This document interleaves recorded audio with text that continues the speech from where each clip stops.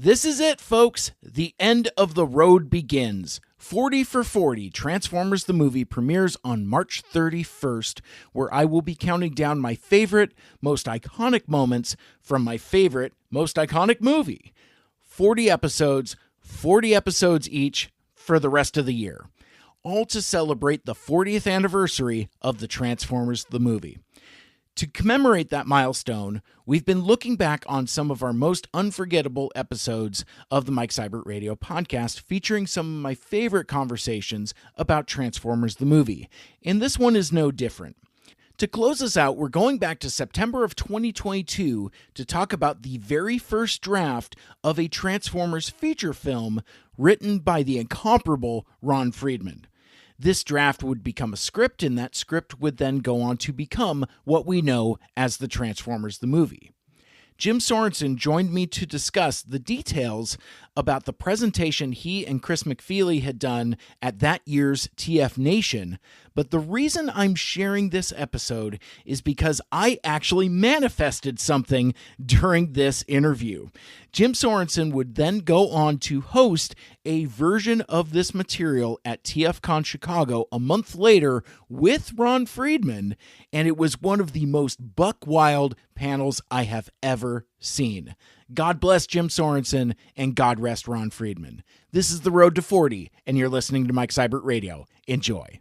Mike Seibert Radio, we're about to start the show. We talk about stuff and things, lots of guests, in-depth interviewing. Mike Seibert Radio, it's nobody's favorite show.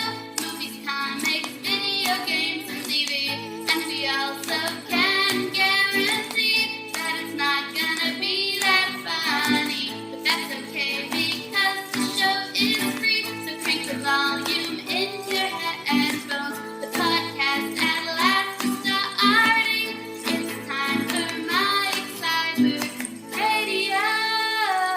Hey, welcome back to Mike Seibert Radio. I am your host, and today, as we continue to celebrate the 1-year anniversary of the 35th anniversary of the Transformers the movie, we're going to talk about a very special presentation that happened a couple weeks ago during TF Nation in the United Kingdom back on August 13th and 14th, called Beyond Your Wildest Imagination.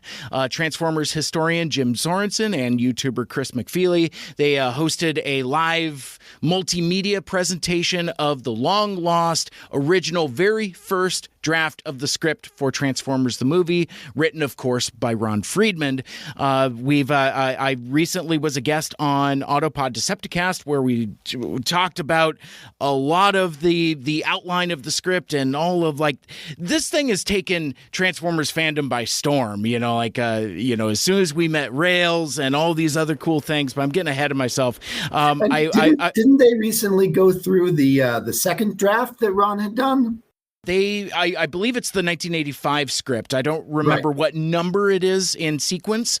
When I say second draft, it probably isn't literally, probably the version I did had a couple of different drafts as he went through it. But in terms of the major life cycle of the film, what I did at TF Nation with Chris, that was effectively the first draft. It was the first vision of the Transformers the movie, and then that 1985 draft, that was very much the second one, made in response to the memo that Hasbro and Marvel and guys like Flint had sent to Ron, requesting some specific revisions. And that's where you get to guys like Bolts and Cubby and the Anabots and all those guys. Some of the more familiar things for those of us that have consumed what we thought was the original Ron Friedman script of Transformers the movie. But today we're going to go beyond your wildest imagination. And my guest, as you've already seen, beyond your wildest imagination. We're going beyond your wildest imagination. Okay. There it is. See, there. It works for me. You're picking up on what I put down. I love it. Jim Sorenson. Stutter. Right. Of which I do often. But so do I.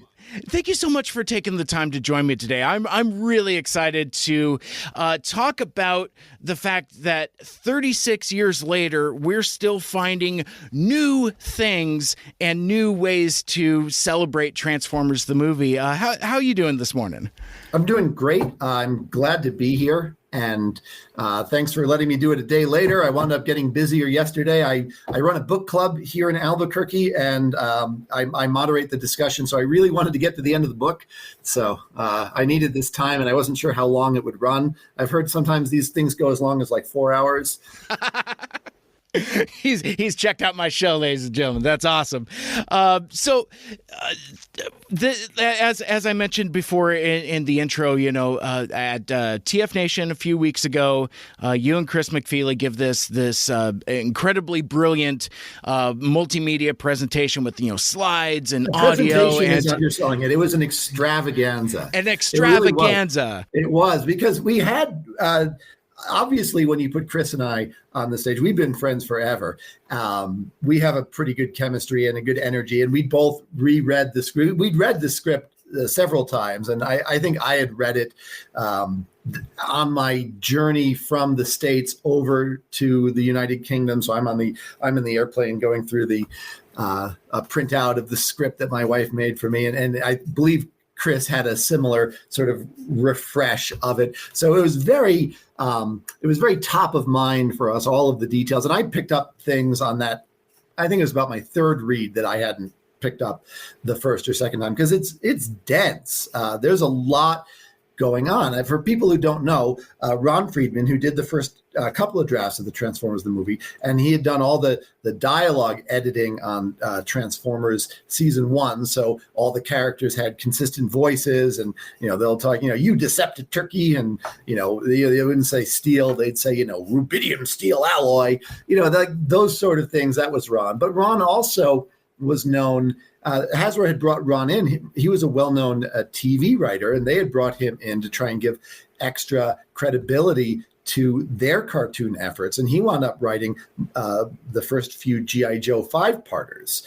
And if I assume there's a lot of crossover on your audience, those G.I. Joe 5-parters, when they're trying to deal with the Weather Dominator or the Mass Device or the Pyramid of Darkness, and they're bouncing all over the planet, and the teams are getting split up, and their objectives get fragmented, and then they come together in the climax. And a lot of those elements wind up in the final version of the Transformers the movie, but they're especially prevalent here in this first draft. You can kind of see Ron's mind on display, open. You can see that creative process and draw some of those parallels up to and including the idea of having different terrains. In the final version of the film, it manifests itself more as a planet hopping adventure. And I think that's a pretty good choice in that, even by season 2, Transformers had done a little bit of galaxy spawning. Certainly there's Earth and Cybertron, but they go to other planets from time to time in episodes like the God Gambit or the Gambler.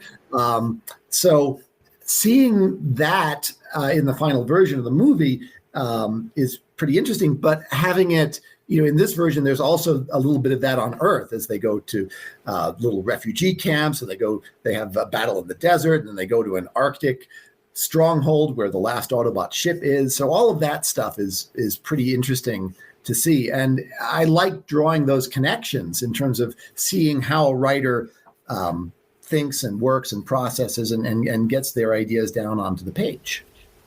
Absolutely. And, you really unlock something, Jim, in that, that feels very much like early G.I. Joe.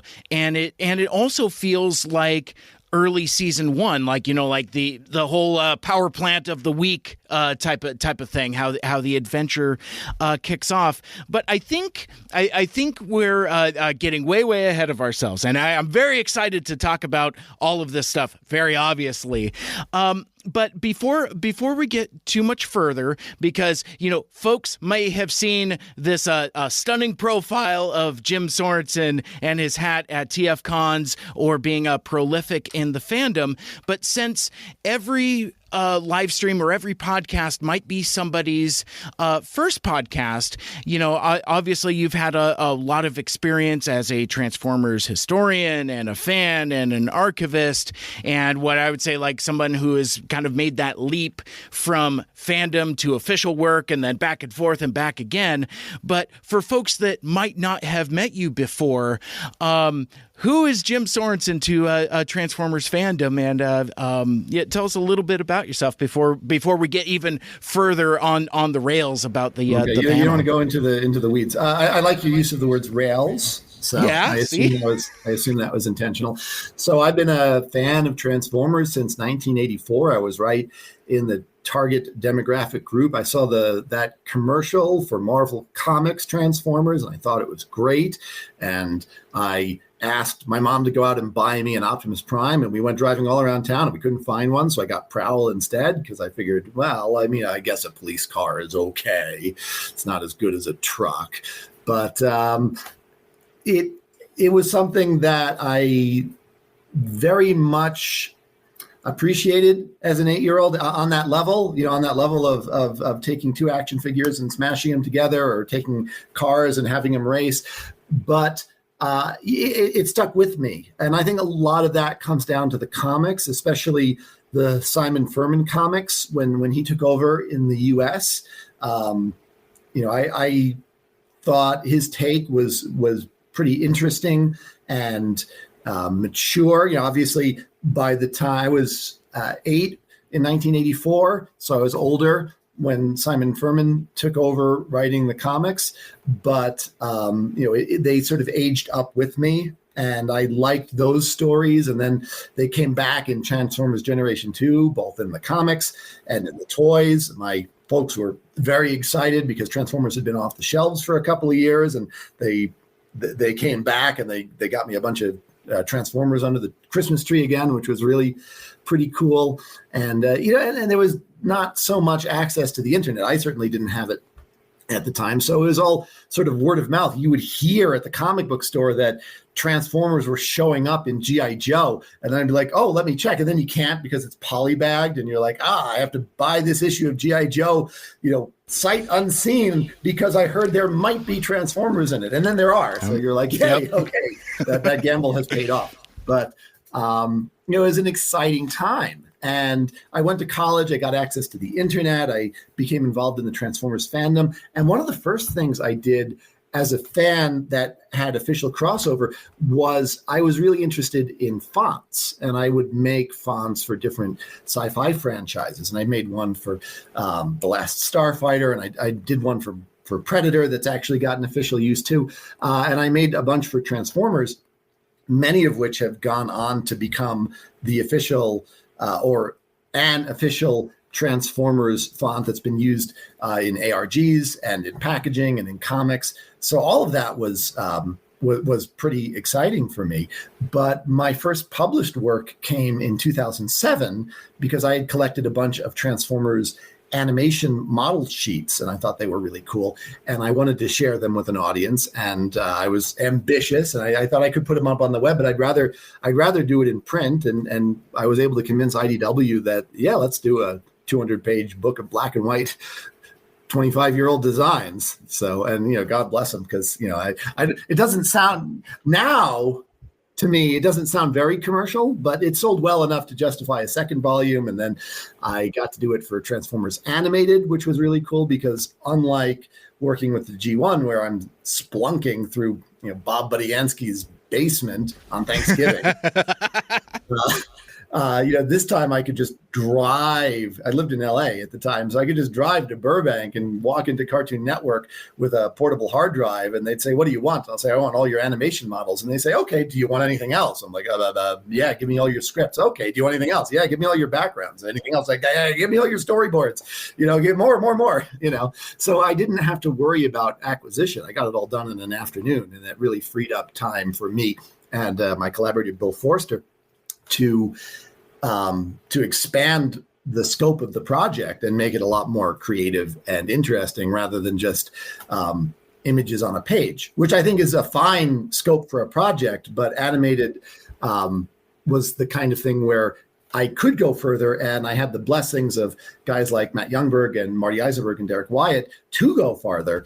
So we did happily, and audiences responded to that. And then, I've done another half dozen books since then. And it's really neat and interesting, and it's sort of auto-generating. The more work you do, the easier it is to do more work. And that's not just in terms of things like credibility with publishers. They know I can hit my deadline and I'm not going to embarrass them, et cetera, but also in terms of acquiring new assets. When I'm working on something like animated or The Art of Prime, it's easy because I'm working with people on a show that's currently in production.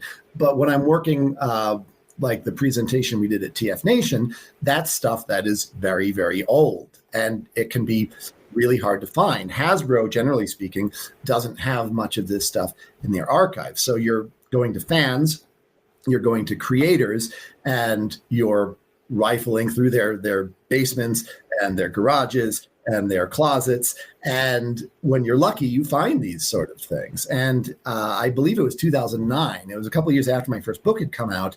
At one of the BotCons, I went up to Flint Dille after a panel, and I introduced myself, and I told him I was very interested in going through his archives because I'd love to try and find some of these old model sheets and et cetera. And he said, yes, I have a bunch of that stuff. I'm a pack rat, and in principle, I'm willing to let you go through it. In practice, it's in a storage unit and it's buried, and it's not something I'm going to get to anytime soon. So I kind of kept up with him, and I tried to thread that needle of like reminding him who I was, but not pestering. So I think I wound up sending him an email about every year and a half. And whenever we were at a con together, I would reintroduce myself. And he always is a smart guy, and he always remembered me. And he said, yes, I'm in principle willing to do this. Logistically, we're not there yet, until eventually he did go through his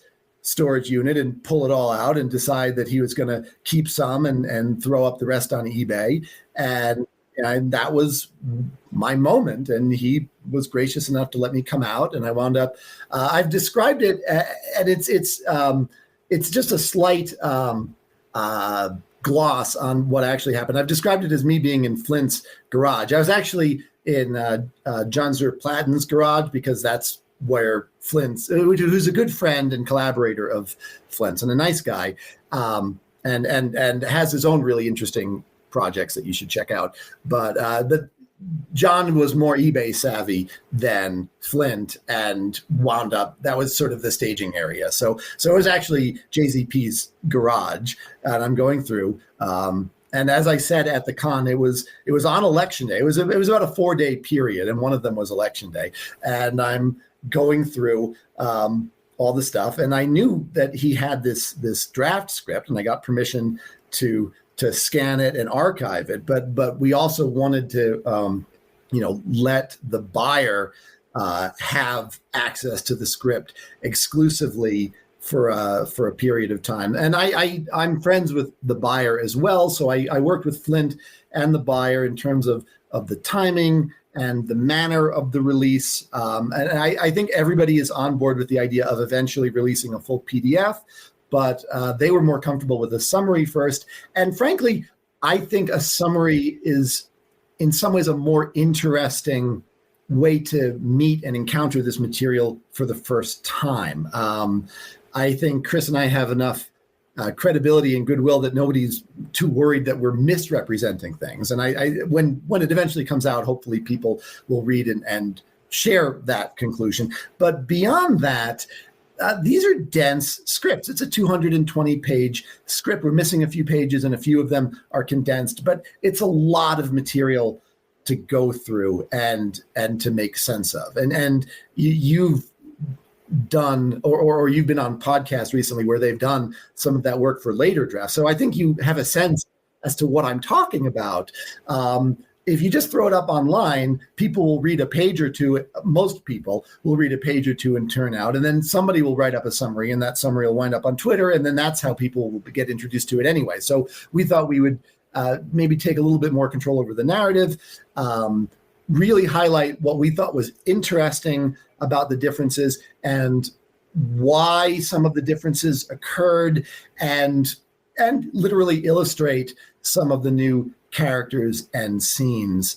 And all of that artwork, I believe, is available as well on the various artists page and on Twitter, usually with my face and Chris's face at the bottom image, which isn't maybe the ideal way to meet the image, but it really fuels my ego, so I can appreciate that too. That's sort of who I am, and I probably answered about 3 of your other questions as well. That's why I was in the position to be scanning that and going through it, and why we chose to release it in that way. So I guess interview over, right? Yeah. And that will wrap it up for this week's episode. Thank you so much for joining us.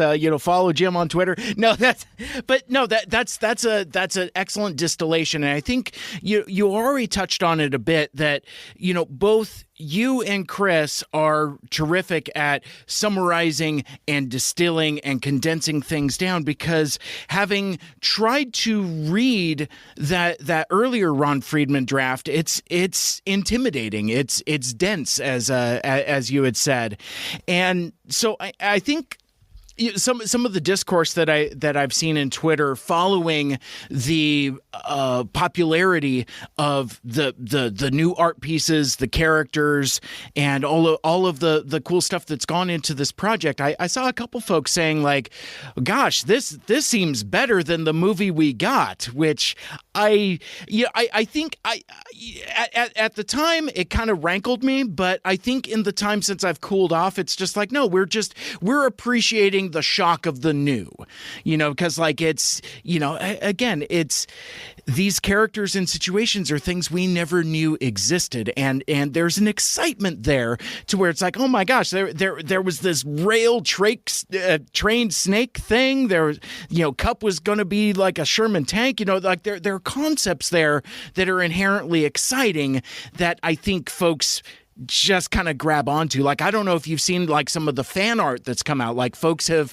taken. I've seen a little bit of Rails fan art, which I thought was really, I'm not surprised exactly, but it's cool to see so quickly people putting their own creativity and spin on some of these ideas. Mm-hmm. I want to see Starscream interlocked with some other Decepticon. Not me. I'm interlocked with lesser mechanisms. Or tying up the train like a pretzel. All that stuff is good. Ron has a real knack for grabbing memorable imagery from his mind and putting it on the page and then eventually up onto the screen. And to your point, I've seen people saying that it's much worse than what we got, and it's completely incoherent. And I don't think either position is fair or accurate. I think what this draft is it's different. It's reflecting in many ways a different sensibility than what Hasbro really wanted. And I've reiterated this before, but I want to say this again. It's very much a first draft. And even if Hasbro had loved every single plot point, there would inevitably be a second draft, a polished draft that would go through and tighten up certain scenes and, get the action a little bit crisper, get the dialogue a little bit crisper. Like, no first draft survives all the way to the end. And things like the lack of payoff or the silver dollar, that would be caught and addressed either by removing the plot or adding whatever the payoff was. And obviously Ron had some sort of idea in mind. I doubt he remembers it at this point. It wouldn't shock me. He's a really smart guy, or maybe he could reverse engineer it. But it didn't happen, maybe because of deadlines, or it got rushed, or he just forgot.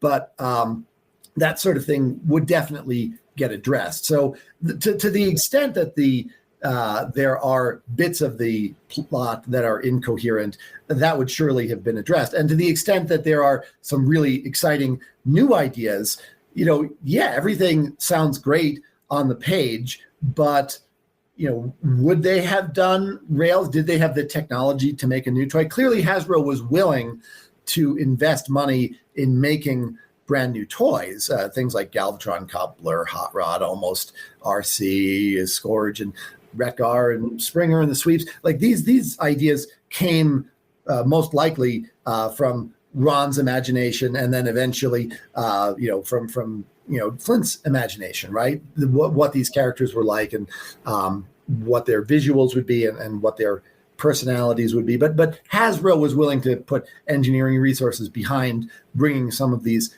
ideas to life. But they also wanted to do it within a certain scope, right? There were a few of them, like Galvatron, are in a size category by themselves. But Hot Rod, Cup, Blur, they were within the existing Autobot cars category. And the reason for the shift from tanker to Cup was so that the Autobots could all, or mostly, be cars. Wreck-Gar and Rodimus Prime are a little bit bigger. Springer is a triple changer, but it's likewise, Scourge and Cyclonus, they wanted to fit into the assortment of Decepticon jets, which means they had to be a certain size. They had a certain imagery and look to them. So, it was unclear in the script exactly what the Sweeps would be. We had talked about maybe doing them as like a German, limousine sort of type car. But ultimately we decided to kind of keep the image of what they had, because it was ambiguous in the script, and definitely the direction that Hasbro would have to go would be, to make them as jet-like as possible. I guess that's a long-winded way of saying I agree with you, and I see how that could be a frustration in terms of people's reaction, but it's a pretty understandable one too. Yeah, absolutely. Now, do we know if Ron had any kind of direction from Hasbro about anything, or is this just something he just completely sprang from his imagination over a weekend? We don't. Well, it was several months he was working on it, because we have dates for things like initial outlines versus the when the script gets completed. But we don't really know what Ron was given. That hasn't shown up yet in paperwork or documentation. He has said, in his book, that Hasbro had mandated that he killed Optimus Prime, and that feels accurate. It's sensible towards what Hasbro's goals of the movie are, which is helping to transition to a new leader character, a new main character for the line. And I have to assume the idea of killing off Megatron was probably also something that they had asked for, that maybe even the name Galvatron had come from Hasbro, but we don't know that for sure. And it's possible that the name Ultra Magnus had come from Hasbro, but again, we don't know that for sure. The fact that there's concept art for Ultra Magnus that's not based on the Diaclone powered Convoy toy makes me think that there was, at some point in the design process, the idea that this might be one of those new toys that Hasbro is willing to design. So we just don't know, and at this point, it's very difficult even to trust the recollections of the people involved, because there were three major drafts of the movie, and there were memos that were going back and forth and requests that were being made. One of the changes from the first draft to the second draft that was specifically requested in the memo was that they not kill the new characters, and there was a list of characters they were allowed to kill. That list had proved slightly vexing or confusing to us when we didn't know the context of the memo, wondering, we're allowed to, but it makes more sense now. It's saying, you don't kill Blur and Mentlar, if you're gonna kill someone, kill Prowl and Ironhide and Ratchet and Brawn. These guys are the fair game. Mm-hmm. Absolutely. So at this point, you've been in contact with Flint. He's discovered the script. He's sold it to a collector. That collector gives you guys blessing to share a summarization of that script. How does it then become the extravaganza of TF Nation? Like, when does Chris get involved? When do the artists get involved? How does that evolve into what folks saw on that August weekend?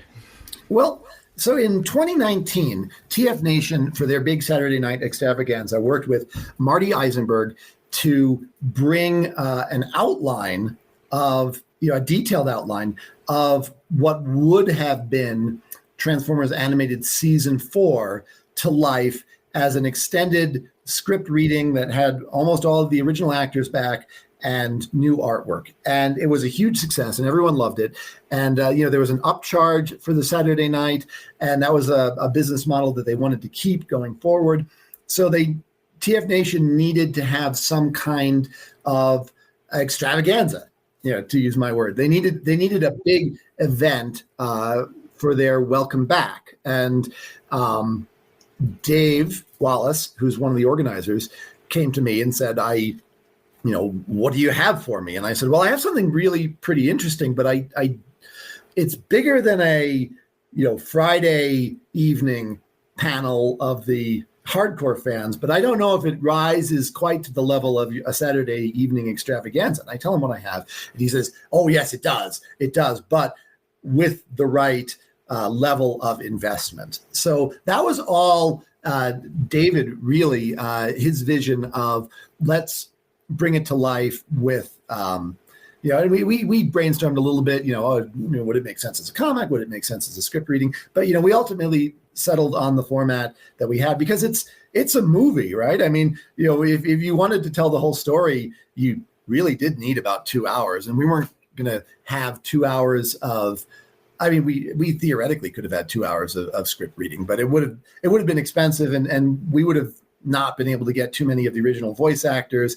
And this format seemed like something that was a pretty good compromise. It was within our budget. It was within the amount of time we had, and they pulled together the art team. And Chris and I and David went through the script sort of page by page in a very sort of cursory way, but page by page, kind of going through, and we decided on what we thought were the real highlights in terms of something that would be a standout visual image. That's something you could do. Early on, we had talked about maybe doing some animatics, and that was something that we wound up not having time for. So it was mostly still images. We had the original ones. We had Ed's really amazing new character models. And in my opinion, he really is channeling that Fluoro Dairy energy and feel. It feels like something that could have leapt from his imagination. And that's not, that was what he was working for, and that was what we were getting reference for. Rails in particular was one that it took us a while to get right and went through a couple of drafts. And one of the things that I was able to do, I'm not an artist, but I went through every bit of Fluoro Dairy art that I had looking for snakes, both mechanical and organic. And I sent all of it to Ed, so he had a sense, and that he told me that was something that was helpful to him in order to try and get that sense of what a mechanical snake, as imagined by Fluoro Dairy, might look like. And then Chris McFeely took some of those animation models and dropped them into familiar settings when appropriate, like the Planet of Junk or Quintessa. So we were able to get a few extra designs and images up on the screen, because it can be intimidating when you're up on the screen and it's just you and your voice and a partner going through this stuff. It's inherently interesting, and it's an audience that's primed, no pun intended, to be interested in the material. But it's helpful to have those things to look at while we're describing them to aid in the imagination, because some of the stuff's really trippy, and then other stuff I can act out. Most of the stuff I think is online now, and I had particular fun acting out the Magnus hero minutes into the movie where he's catching fireballs in a giant steel bucket and hurling them back at it. So I'm up on stage acting that out in front of a live audience, and that's something that I probably wouldn't have done in a different venue. But when you have hundreds of people that are sort of cheering and oohing and aahing and applauding, it's easy to get into that rhythm and not worry that you're embarrassing yourself or anything to the effect of that. And it is such a great moment that that's the kind of thing that would have made a terrific animatic if we had the time. So this was the next best thing that I could do. Yeah. Well, and I would say that the word I would use to describe what the extravaganza was and what you guys put together is approachable. It took a dense material, summarized it, condensed it, but then more importantly, broke it up in a way that's palatable for an audience to gravitate to. And I think that's part of the reason why we've seen so many of these images and these situations go so viral. I think this is why Transformers Twitter is so a Twitter about it, because it's like, we could grab those screen grabs, or we can grab for the thumbnail for this interview, I found a still of you acting out in the script, and I thought that was like a perfect distillation of the fun that was presented in that evening. And it really was fun. I mean, it was fun being on that stage. Everyone who's voiced an opinion that I've heard or read has said it was really fun being in that audience. I mean, it was a real lightning in a bottle moment of Transformers fandom, and it's great that 500 or 600 people were able to experience it, and it was a real honor and privilege to be part of. And I'm glad that it's finding its way out into the wider international Transformers fandom. Fun is the perfect word. It was just great. But I would also say, though, it kind of creates a little bit of FOMO for TF Nation. It's like those of us that were here in the States, and we're getting this in like bits and spurts of like just what our friends are tweeting as it's happening in the audience. And for me, like, was one of my first exposures to it was I don't remember if it was either Galvatron sawing open Magnus and taking the Optimus Prime Matrix out, or if it was Megatron's spirit leaving his body. But either way, it was like, it's like, oh man, this Ron Friedman stuff is so bonkers. And there was a part of me, and I don't know if this is just my Transformers content creator privilege or whatever, but I was like, I'm familiar with that stuff already. That's not new. I don't understand. And then I saw Rails, and I was like, oh, this what? And then I saw Tanker. Then but I saw it like all disjointed and all out of order. And it wasn't until Chris did his more comprehensive summarization, which was spectacular. I don't know how much time he dedicated into threading all those tweets together, but that's another thing that's been essential for us that didn't have the opportunity to experience it. But even then, for folks that did experience it, like, you ever been to a concert and like, you talk to your friends, it's like, oh yeah, I remember this. Oh, I don't remember that. Oh yeah, well, this happened. And there's something about a live experience that kind of makes your memories funny, but also gives you a good community experience to talk about and experience. Well, and that's some of the joy of the fandom, is that it is in fact a community, and it is people who have this shared passion and interest getting to experience new things and old things in new ways and old things with new context. It's watching the Transformers the movie in a theater with other Transformers fans is different than watching it on your couch for the 17th time. And conventions are a good way to do that. And I will say that TF Nation is one of the absolute best that I've ever been to. The organizers are wonderful people and very inclusive and make such a welcoming environment. There's so many hugs. There's so many drinks being bought for other people.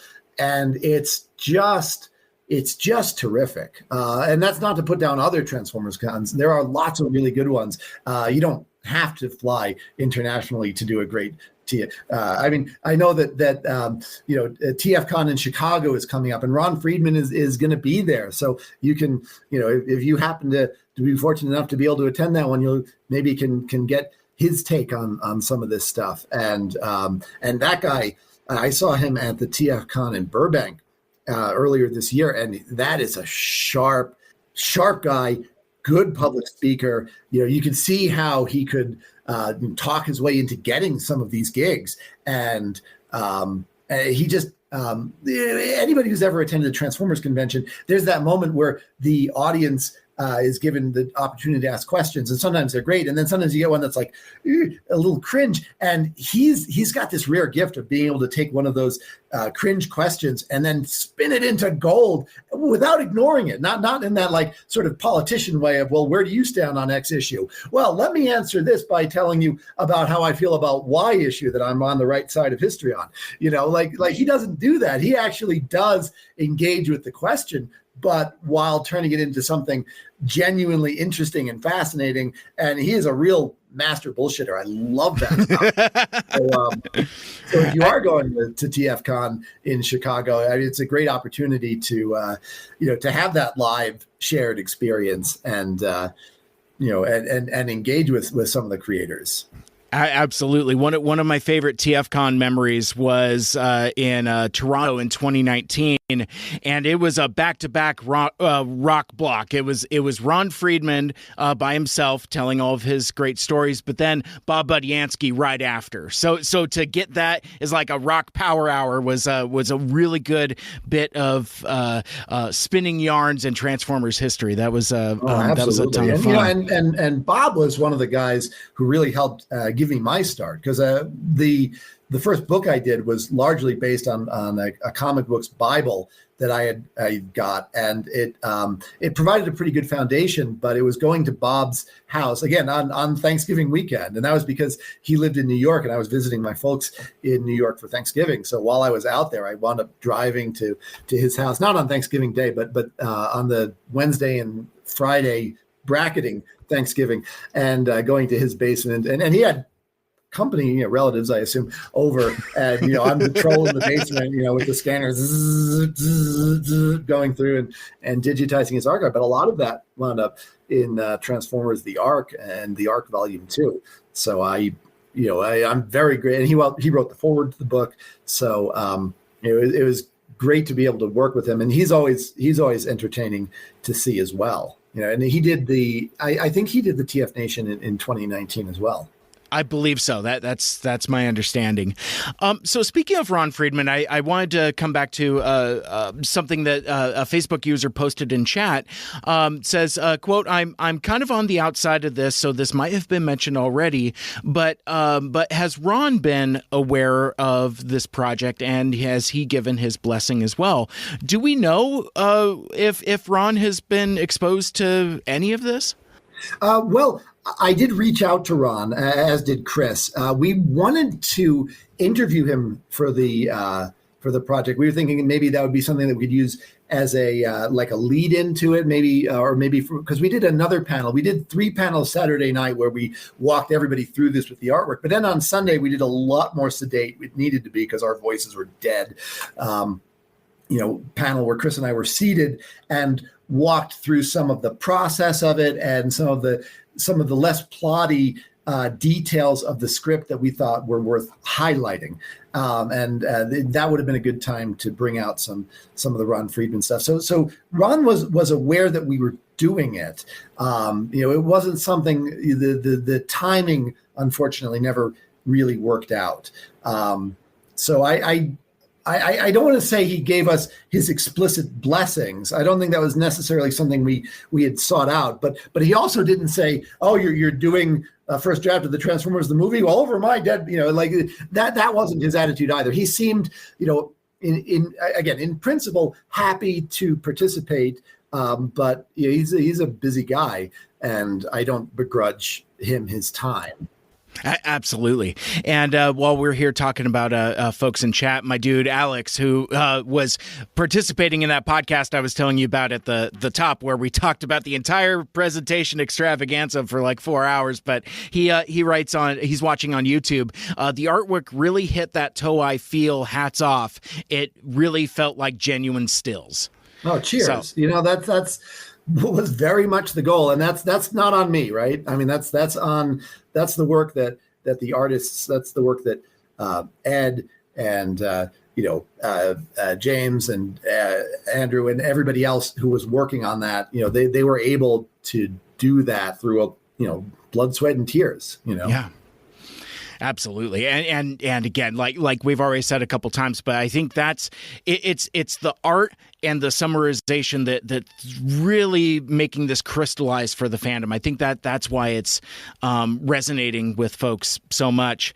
Now, so we had talked about this before we started, before we went live here, and we talked on Twitter a bit as well. One of my recent favorite presentations you've done was with Flint Dille. That's a good one. Yeah, back in Burbank. Back in March, back in March of this year, and it was kind of like the secrets of the Five Faces of Darkness, where you showed some of the things from the original scripts and some storyboards and things like that. And I'm not sure if you've been aware of this or not, but Flint comes to TF Cons often, and he'll get like a Friday night spot, and I think it was in Chicago in 2018, if memory serves. But I've more than a couple times I've sat in a panel room where Flint will just turn on the DVD and he'll just talk about Five Faces, kind of very not quite Mystery Science Theater 3000-esque, but he would stop it, tell stories. Incredible, very fun. Yeah, I've been in the audience for some of those, and I did TF Expo in Kansas City, Missouri. And he did that for the first episode or two. And I got to participate a little bit as well, because that was after the panel we had done. But the TFCon panel, that again, very much came out of me going through his documentation and reading the scripts and the outlines and the memoranda around the Five Faces of Darkness to try and understand why certain choices were made. And there were a lot of little things. Five Faces is one of those things where it's a very ambitious story that Flint has set out to tell, and the ACOM animation doesn't really live up to it. And it wound up presumably going a little short because they had these very, very long episode recaps. But then you had a lot of lines where a line gets cut off and it kind of changes the meaning of a sentence, or else just makes it nonsensical. Right? Motor Master saying, the Autobots used to have a great leader. And it's just such a strange thing for him to say. And it's because the next line that gets cut off is, what was his transform again? Sort of getting in a subtle, for Motor Master way. Oh, maybe trucks make good leaders. But that doesn't play because it got cut out completely. But the big thing there was Shockwave in the role that Blitzwing eventually had, and a much more natural fit.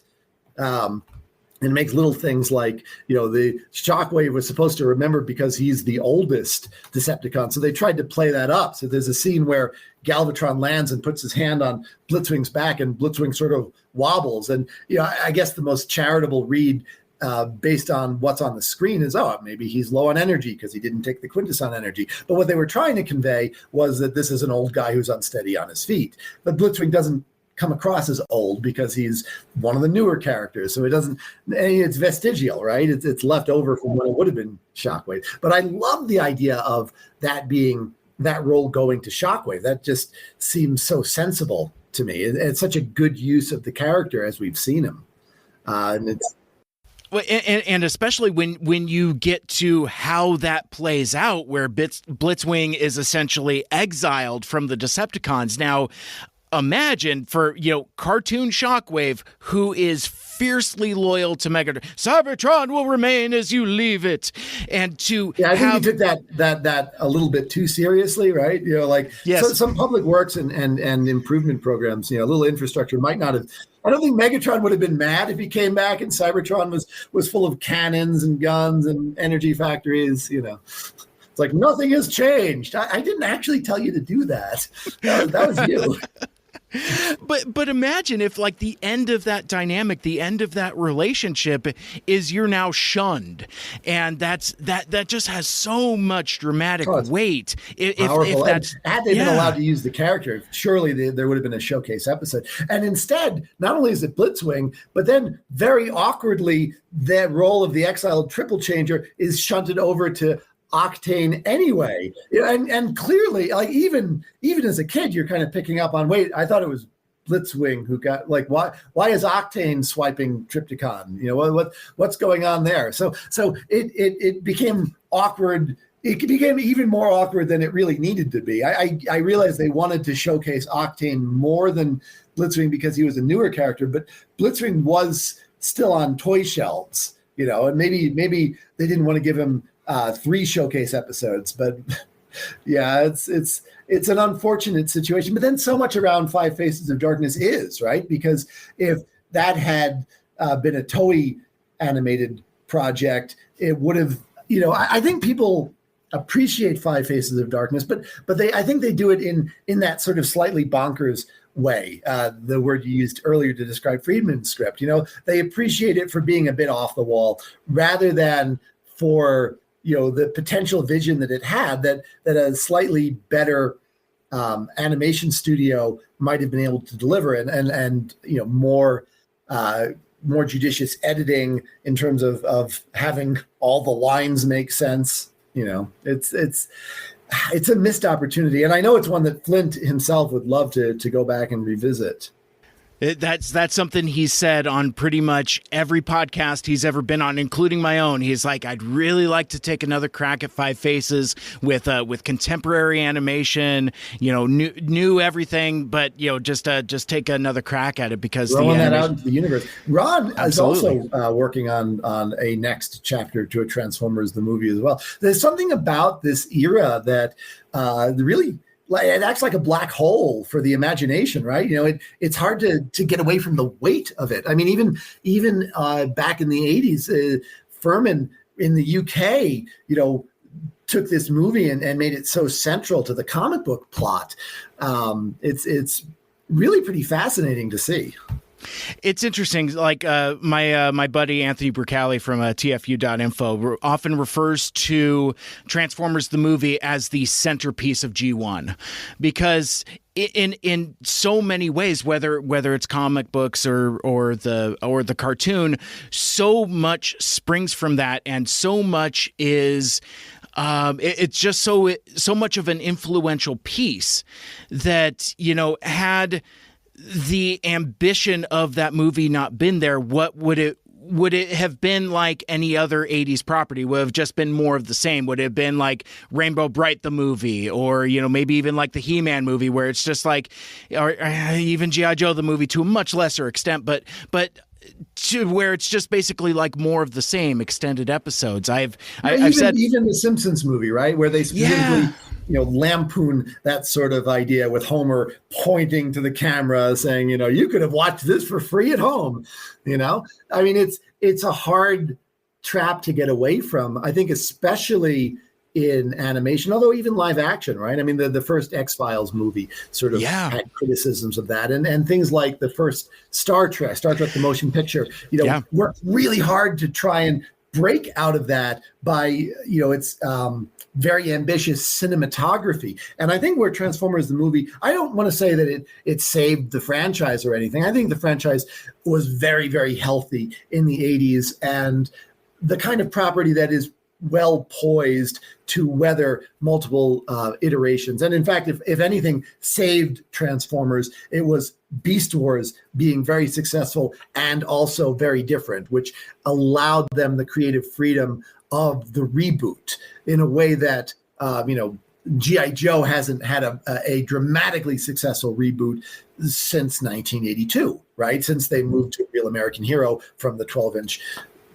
dolls. So I think you can overstate the importance of Transformers, the movie, but calling it the centerpiece of the 80s is pretty reasonable. And I think one of the things it does that is creatively extremely successful is the time jump, because, it blows open the possibilities of what Transformers animated storytelling was. I mean, there's a memo that Flint authored regarding season 2 about things he's tired of, and he's tired of deserts, and he's tired of people in hard hats and whatnot. I mean, fair enough. There's a lot of that in season 1, and it was the correct creative decision at the time. But season 3, on the back of the movie, goes much further in terms of expanding the scope of Transformers stories. It makes Cybertron a much more viable setting for their stories. It gives Earth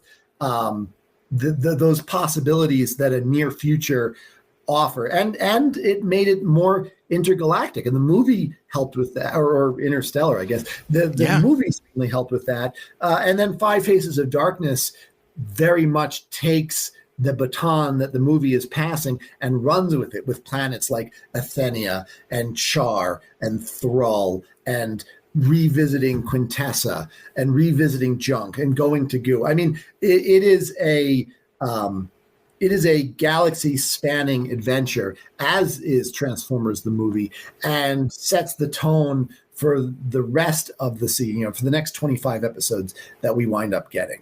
And even works its way backwards into the comic books, at least in the UK, and eventually into the US, by having time travel as an option, so that Furman can bring these characters from the year 2006 for whatever reason back to the present day of 1986, and let them have their adventures. Let Galvatron muck up with the guys back on Earth, and let Skids be floating in the void with a parasite on his head. Right, exactly. Well, and I think the thing that we're also saying here is that it turns Transformers from a simple boys cartoon to sell toys into a true sci-fi powerhouse, and makes it into a science fiction property, going hard into sci-fi tropes and concepts, more so than just robots in disguise. It kind of outgrew robots in disguise to become That's an interesting point. I mean, and I think the sci-fi elements are present in earlier seasons, although they go maybe harder in season 3. Certainly in the setting, they go harder in a sci-fi setting. Most of the episodes of season 1 and 2 are in fact set on Earth. But sorry, what was the other thing you said? I had a point and then I lost it. Hard sci-fi. Basically, that Transformers is kind of as much a sci-fi property as it is a vehicle to sell toys. Yeah. Oh no, it was outgrowing robots. In disguise. Outgrowing robots in disguise. That's right. That's right. That was what I wanted to address, because I think you're starting to see that as early as season 2, right? When it's like, it's not enough that they turn into a car or a dinosaur, right? Now we're going to really start combining. I guess that's an element from the end of season 1, but certainly by the time you get to season 4 and beyond, the year 4 of the toy line, you never just have transforming robots, or it's very rare that's what you have, right? Now they're going to have heads that pop off, or guns that turn into robots, or they're going to wear human or monster suits, or they're going to they're gonna not transform, but their companions are going to transform, or their vehicles are going to transform. So the idea that it needs to do more than just transform is something that I don't think can necessarily be traced to the Transformers the movie, but certainly is something that Hasbro was cognizant of in their toy lines. They didn't want to just keep revisiting realistic vehicles turning into robots, and also probably they didn't have the engineering capability of doing that, right? I mean, their first efforts of toys it wouldn't surprise me. I don't know this as a fact, but it wouldn't surprise me if the reason ultimately for the time jump in the Transformers the movie was to justify having more futuristic cars, because I don't think they would have had the engineering know-how to produce brand new realistic looking cars the way that the Diaclone cars or the Microman household objects could do. So, instead they almost were locked into doing something a little bit blockier, a little bit more plasticky. And you can justify that by saying, oh, this is a Cybertronian car, or this is a future car, right? They don't have to look exactly like real cars as long as they have four wheels and the right silhouette. And you don't have to pay for licensing. Well, there's that too, economics. Right? Yeah. So ultimately, right, it's a toy line. It's there to make money. Economics is always a factor. Absolutely. So a couple things in chat I wanted to come back to as we get ready to think about wind down and closing out. Jim, you've been very generous with your time. This has been a whole lot of fun. But so Alex says, so this is a scoop, and it's fascinating that there is still material left uncovered. What does Jim hope is next, or even left to discover from G1? Well, Secrets of Cybertron would be certainly Flint's holy grail. And I think based on his position in the fandom, there's a lot of people that would very much like to see that. And, it's not among his papers, but that doesn't mean it doesn't exist. So we do have tentative plans about how to go about looking for it. And hopefully someday that we could bring that out. But in terms of there's always more to find, right? There's a story I like to tell that when Batman the Animated Series first came out and first had a toy line in the 90s, the first wave did not have a Joker figure. And I went to Bill Forster. I went to a buddy of mine, and we're like, how is there not a Joker? And we made a top 10 list of Batman the animated figures that we want to see made. And of course, on the top of the list was the Joker. And of course, he was in wave 2. Well, how could he not be? But we always kept up our top 10 list of Batman animated figures we'd like to see. And as the universe expanded into Superman, the animated series, and then Justice League, and then Justice League Unlimited, we always kept our top 10 list. And you could always come up with 10 figures that you'd want that hadn't been made yet, because there's always more. There's always more. And for the longest time, Speedy was on there. And he was part of the very, very, very last wave of JLU figures to come out, and so he got bumped up, and so he didn't get to stay there. But when the line closed out, we'd still had a top 10 list, and there were characters on there like Mercy Graves and Harvey Bullock, like not top tier figures, but you could always come up with 10 figures that if they made, I would buy. And so there's always more, right? Your holy grail is always the thing that you want the most that you haven't bought yet, because you already have 50 different holy grails that you've already managed to find. And then this script would have been one of them. So I'd love to find more of the memoranda that were sent back and forth about, what projects should include, like that sort of stuff, especially around the Transformers, the movie, because there were so many hands involved in it. So knowing, with dates, who was asking for what and when, that stuff is really interesting. I think we have all the major drafts of the Transformers the movie. There is an outline for the Transformers the movie for this draft that would have preceded it. That would be interesting to see. I don't think it's anybody's holy grail, but there probably would be interesting bits in there. Dark Glass, the unproduced script from Beast Wars, that's one that I'd love to see. And, for me, I'm such a model sheet guy.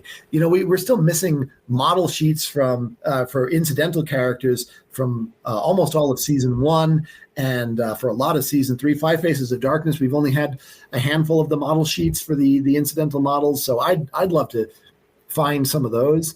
And, some of these still show up from time to time. They come out of Japan, or they come out of, Flint's basement or storage unit, and they come out of filing cabinets that were thrown away. I mean, you find these things in the darndest places. Sometimes Hasbro digs them up and then they have them. So, there's always more. I'm always looking. One of the nice things about doing shows and podcasts and books is that sometimes somebody who has this in their basement that they bought on eBay or at a convention 30 years ago, 15 years ago, says, oh, I think I might have that. And they get in touch and they email and the next thing you know, you're doing a panel in front of 500 people. And it's something very similar to that just happened with the Transformers animated shorts. It's like, those aren't out. Here you go. It just and that just happened on Twitter, within the last week or so. Yeah, no, I remember that. That was fun because that was one of those things where when I was working on the Allspark Almanac, they gave me a disc of it, but it's watermarked with my name on it and whatnot. So I've seen all of them. That's how I was able to write about them. There's little summaries of them, but there's no substitute for being able to actually watch that. So it's fantastic that somebody who had it and was in a position to share it was able to do so. And I'm so happy to see that sort of material come to light and not get lost. Because some of it does get lost and some of it may never be found, but hopefully most of it will get found, will get shared, will make its way out into the consciousness. And then we can discuss it and we can marvel at its wonders and gasp at its flaws. These things are,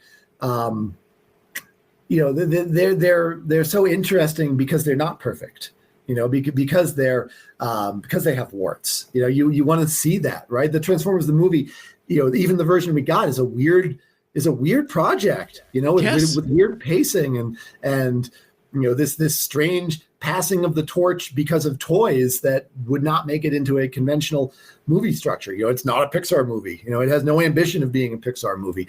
But that's part of what makes it great. Its soundtrack, its cast, it's not just in terms of the characters, but in terms of the actors. Orson Welles and Leonard Nimoy and Robert Stack. I mean, it's a star-studded cast that nobody turned out to see at the time.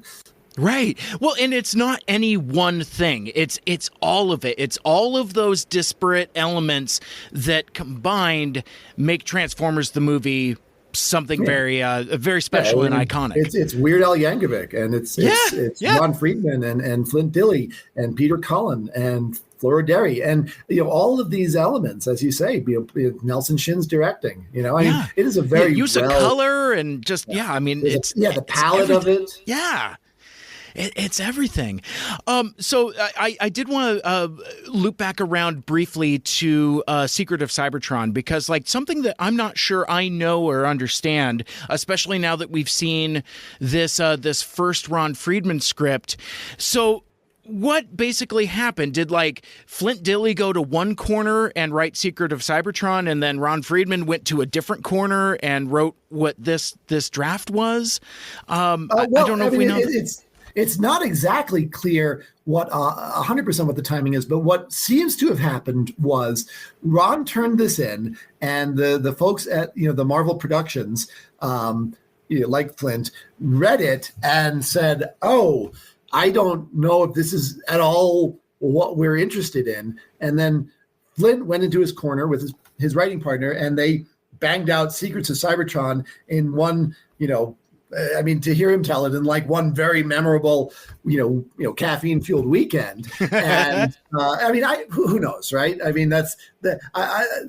He definitely produced something, and possibly thinking, well, maybe they're going to want to look in house to do the next draft. But ultimately, Ron was contractually allowed. It's still his name on the movie because that's the deal. That's the contract that they signed. So they came up with what they thought would get the movie to sort of roughly where it needs to be. And then Ron did, based on the memo that was sent to him. That's the neat part, is that we can read what he read and what prompted him to turn the draft that we went through at TF Nation with Rails and Tanker and whatnot into something that's much, much closer to what we finally got.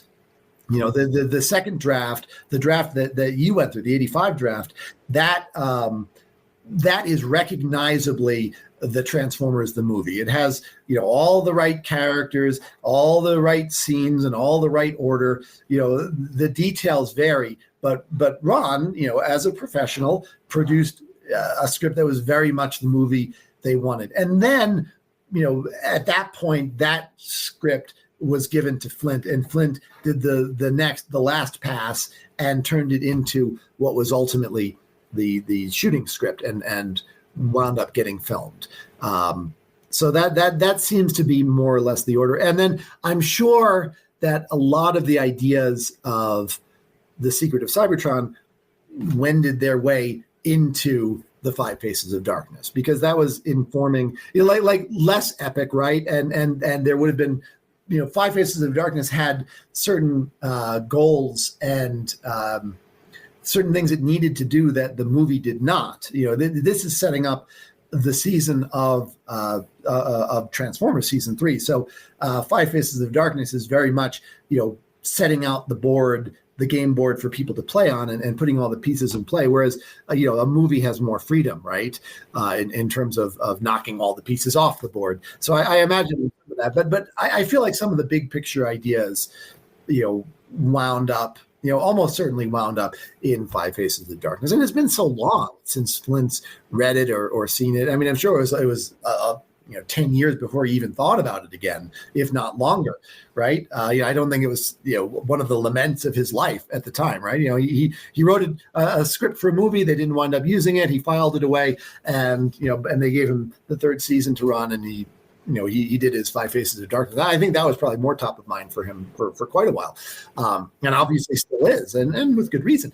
But yeah, I'd be very curious to read it because I don't think anyone could trust their recollection of what they wrote in a sleepless, caffeine induced haze 40 years ago. Right. And it's I certainly couldn't.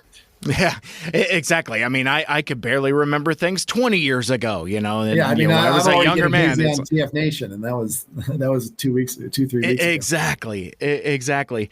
So a couple other questions for you. We talked, so some of the things that's fascinating about that original script from Ron Friedman, or I'm sorry, that first draft that that you guys presented at TF Nation, is that some of the stuff that ended up in the final movie, like the fight between Optimus and Megatron, is more or less the same as we see in the final film. So it's fascinating to see some of those, some concepts that do carry all the way over. So my question for you, based on some of the things we've already discussed, is there anything from the first draft that you guys presented that you would have liked to have seen carry over into the final movie? Well, one of the things that the first draft does well, that it takes care to do, is set out, why Unicron exists and why things happen, at the time they happen. The idea that the Junkions are on Unicron's moon and ultimately built the Unicron, those are interesting ideas. I don't know if I'd say I specifically would have wanted to see them in the final film, because the final film, being ambiguous about his origin, gives you things like Primacron and the Primus origin in the comics, and so I hesitate to say it would have been better, but I appreciate, from a writer's perspective, that more dots maybe were connected in this version of the script than in what we finally got. And it's not quite the question that you asked, but especially the second draft of the script, the one that you went through recently. They had a subplot with Blaster on Earth and a sort of resistance movement that's very much a carryover of some of the elements in this. That's not a huge element in this plot, but it is present. Not Blaster, but that sort of resistance movement of people left behind and what they're doing. And I think that might have been more satisfying than Blaster sort of just vanishing into the ether. I don't think you would have needed necessarily a lot of time spent with it, but even a little bit of time might have helped keep the stakes. The other thing that they did well is make the stakes of the movie Earth rather than Cybertron. Here Cybertron gets destroyed at the end of what we call Act One.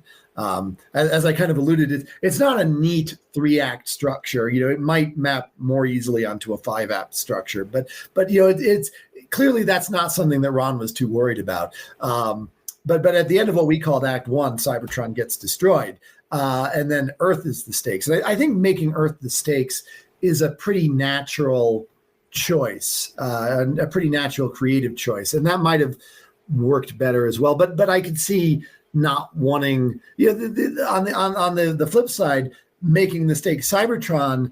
I think there's a real sense that maybe he will destroy Cybertron, right? He already wrecked a couple of its moons, right? So, maybe Cyber, I think part of you in the audience is always like, well, obviously they're not going to destroy Earth. I mean, sometimes that bites you in the butt. You're watching Macross and like, oh shit, they did destroy Earth. Okay. Wasn't expecting that. Wasn't expecting that 2/3 of the way through a series, but right. It's not even the climax, right? It's like, oh, right. yeah, we have a bunch more episodes after this. But but usually you're like, okay, Earth would probably be fine. But Cybertron, realistically, yeah, I guess he could have destroyed it. Yeah, the establishment of stakes is something that's really cool that is added to these later stories. I saw Alex posted in the chat. Why does Transformers tap into the psyche that other 80s toy show did not? What's the magic formula? I'm not sure I 100% agree with that, but with the premise of the question. I mean, if you're a giant Masters of the Universe guy, then clearly that one is working for you. I do think Transformers can owe its longevity to a couple of factors. One of them I already alluded to is Beast Wars, giving them the freedom to reboot and appeal to the next generation and allow themselves to. And the Transformers fandom being willing to do that, which I think is largely because Beast Wars was so good. I mean, Beast Wars had plenty of resistance in the 90s when it first came out from the old guard, but it was just so consistently well written and well executed that we almost had no choice but to come along. And then once you've done it once, it's so much easier to do it the second time. But then the other thing is the basic play pattern of Transformers translates really well to a variety of media. The idea of, G.I. Joe is at its core toy soldiers, which means if you're not leaning into the toy side of things, they're just soldiers. And then you're making more movies, and you're making more movies about ninjas who have pet wolves and sailors with pirates. And, it's a little bit ridiculous. It has its charm, but there are a million more movies out there. What makes G.I. Joe special? Whereas not so many properties really are about the transforming robots. The idea that an everyday object could in fact be an alien good guy or bad guy is a pretty powerful storytelling tool. And you can see it used by people like Michael Bay in a live action setting. And you can see it done in Beast Wars with animals. And you can see it done, they can be sci-fi spaceships that are turning. It works well as crossovers, right? Because so many properties have an iconic vehicle. You can turn the Enterprise into a robot. You could turn the Ecto-1 into a robot, right? You could turn the X-Men's Learjet into a robot, right? You could turn Doc Brown's Time Machine into a robot, and it just sort of works. So I think the core premise is really, really strong. Not just as a toy, but also as a storytelling device. Mm-hmm. Absolutely. Well, Jim, this has been an absolute blast. It's been cool going beyond your wildest imagination and learning more about that extravaganza that you guys put on at TF Nation. Are you planning on going to TFCon in Chicago coming up in October? I think I haven't ironed out all the details. I think there's a pretty good chance I'll be there. Cool. So yeah, before we part ways for now, where can folks learn more about you on the internet, and how can we keep up with you on the social medias? Well, I mean, I'm on Twitter at Jim Sorenson. So I know it's hard. SORENSON. you could find me on Facebook, although, you're going to get more of my politics and photos of my 8-year-old if you do that. Those are probably the main places to find me these days. So I have a blog, but it's not really updated. A buddy of mine's been posting book reviews there. So, well, and my buddy Aaron posted in the chat a bit ago. He's jealous of your aesthetic. He wishes he could pull off a hat like yours. He's also going to be at TFCon. Yeah. Well, if I am at TFCon, just look for the guy in the hat. Say hi. I'm pretty friendly, and I'm usually more than happy to chat about this if I'm not on the way to a panel or the restroom or something. Gotcha. Like normally you saw me in the hall. I'm like, yeah, great. But then every once in a while, it's like, yeah, I really want to pee, so I'm gonna zip. Well, yeah, I mean, especially if you're hanging out at a table with somebody or something like that. Yeah, if you're getting up for a reason. But my friends have a habit of talking to folks either coming out of or going into restrooms. Well, coming out of is the way to do it. So as long as you're not in the restroom. Peter David tells a story about someone slipping him a manual under the stall of a restroom and doing what came naturally with it. So, he's got a way with words. He should be right. Yeah, absolutely. I mean, it's Peter David after all. That's awesome. Well, any final thoughts or reflections about Transformers the movie or the extravaganza or anything about the future? Anything left uncrossed before we let you go? Well, just that I love doing. The Transformers conventions. I love doing the Transformers books. So, if this is something that you're passionate about and you have questions or comments, reach out to me, especially at a con. If you can get yourself to TFCon or TF Nation or TFX, there's tons of Transformers cons you can go to. If you can get yourself to a con, do it. Hang out with some like-minded people. If I'm there, hang out with me and, do reach out on social media if you have questions, if you have comments, if you have an idea, if you have material that you want to share, please reach out if you have material you want to share. So this is more than a career. This is a hobby and a passion, and I hope to be doing this for a long time and digging out new stuff and creating new stuff and and hopefully the audience is still there for it. Absolutely. Well, Jim, thanks again for taking the time to join me today. This is an absolute blast. We will have to do it again for sure. Sometime in the future. We'll go beyond our wildest imagination. You joke about that, but I did a presentation at a local Transformers convention here in the Seattle area called Seibfest Northwest, and I kind of built on talking about Transformers the movie. First, it was the legacy of the Transformers the movie. Then it was the return of the legacy of the Transformers the movie, and then I think I did another one that was the legacy of the return of the legacy of. I got real deep into that. You got deep into the weeds. So next you could go beyond the return of the legacy of the return of the Transformers, the movie's legacy. There it is. I love it. Well, we can keep going until words have no words. Time. Yeah, these concepts have eluded us. They have flown away. Birds on a wing. Well, and everything has an anniversary. It's we're celebrating. Oh, yeah. Especially if you do 5s and then 10s. It's they're going to keep rolling around with startling regularity. I think so. I mean, I have so much 35th anniversary branded Transformers the movie stuff that I'm still getting. And now that we're at the 1-year anniversary of that means we're only 4. I don't think you can have a 1-year anniversry of a 35th anniversary. I that's not a thing. That's a hill that Magnus will die on. There it is. Perfect way to close out, Jim. Thank you so much again for taking the time to join us. We appreciate it. All right, and that will wrap things up for this episode. Thank you so much for listening and for hanging out with me and Jim.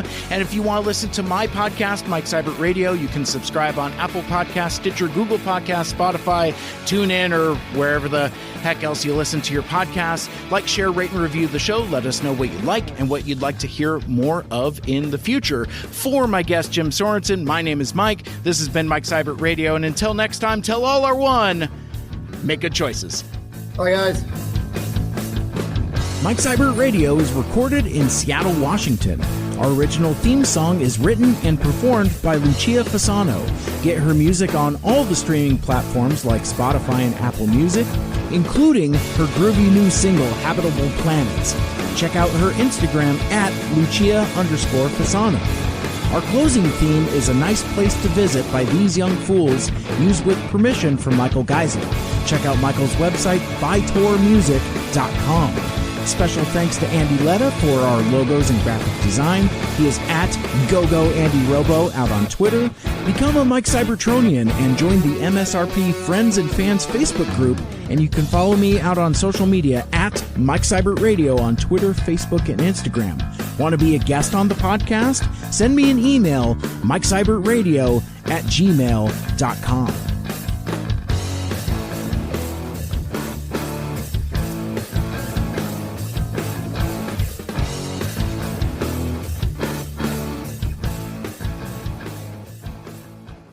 Well, hey there, folks. Thanks for sticking around after the credits. I just briefly wanted to remind you to check out episode 186 of Autopod Decepticast, where I joined Aaron, Ryan, and Caleb, along with Captain Alexis Taylor, who actually attended TF Nation and this panel as we discussed the Beyond Your Wildest Imagination extravaganza in great detail. And I would imagine that there's going to be some bonus content coming to the APDC Patreon from that recording session as well. We talked for, I think, with breaks and stuff also, about 4 hours. So I would imagine you're going to get a hefty bonus-sized episode and some Patreon content as well. Get that at autopoddecepticast.com. Now, shortly after we ended the live stream for the interview, both Jim and myself realized that in the momentum of our conversation, we came to the realization that we actually hadn't shouted out Chris McFeely's YouTube channel, which of course is the home of the excellent Transformers The Basics, breaking down the complex history of the Transformers franchise and its characters and concepts for fans new and old. His videos are terrific, and if you aren't checking them out, you're really missing out on the good stuff. I'll have a link in the show notes if you aren't already subscribed. He's also the co-host of Sonic the Comic the Podcast. Also, we mentioned during the interview that Beyond Your Wildest Imagination was a multimedia extravaganza featuring several pieces of commissioned artwork for this project, so I did want to acknowledge their work as well. I have links in the show notes to their respective Twitter accounts, but go check out Ed Puri, Andy Turnbull, James Marsh, and Chris Carter. And finally, to close out this post-credit scene, Chris McFeely did create a video to kick off the presentation, the Beyond Your Wildest Imagination extravaganza at TF Nation, incorporating music and artwork along with narration of his own, and he has since posted that video on his Twitter, and I thought that would be a fun thing to share with you here, and we'll see you next time.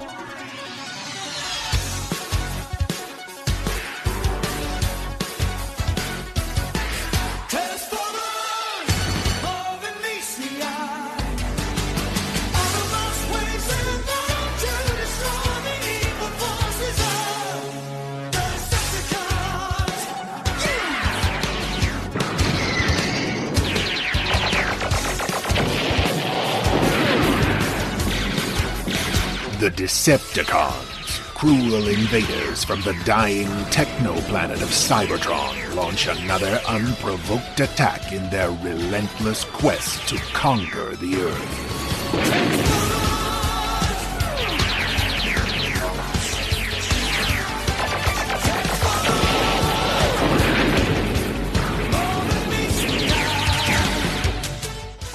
one force in the universe is powerful enough to stand against them and defend the human race from subjugation. The noble Autobots, sworn enemies of the evil Decepticons since the beginning of time on their alien world.